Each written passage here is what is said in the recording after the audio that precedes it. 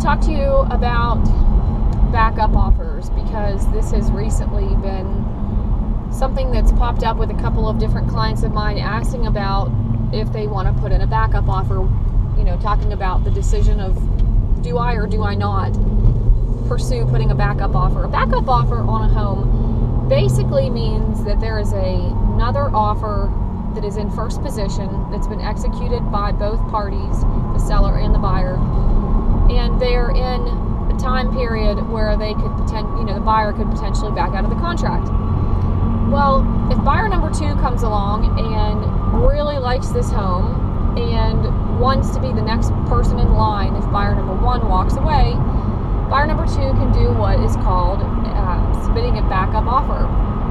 Basically what that means is the buyer writes the offer, the buyer and the seller negotiate the contract just as if the buyer number 2 was in first position, and they put along the contract an addendum called addendum for backup offer, which basically means if this person number 1 backs out, person number 2 gets to be right in place. But with a backup offer, things have to take place as if you are buyer number 1 in first position. You have to turn in earnest money to the title company.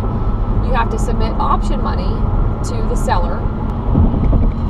Buyer number 2 would have to treat the contract as if they were in first position contractually, which means they would have to turn in earnest money to the escrow company and also option money to the seller, and basically do what they would need to do, inspections, etc., unless we write in the contract that we would delay all of that until buyer number 1 went away.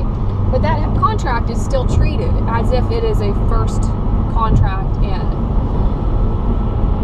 Sometimes buyers don't want to turn in their earnest money and turn in their option fee because they know they're not in first position yet. So that's a little tricky. We just have to put some verbiage in the contract to state what it is that the buyer wants and have it a win-win for both the buyer and the seller. There are a lot of instances where buyer number 1 backs out. They walk away, they're done, and buyer number 2 gets the home. And there are a lot of cases where buyer number 1, the second they know there's a backup offer, and even if they don't know there's a backup offer, sometimes it's a solid buyer and they want the home, and buyer number 2 doesn't ever get the property. But sometimes it is a good decision to put that backup contract on the property, and it's just a decision that buyer number 2 has to make. So anyway, hope that's some good information for you. I'll probably be writing a backup offer later this afternoon. So anyway, just wanted to share that with you. Thanks.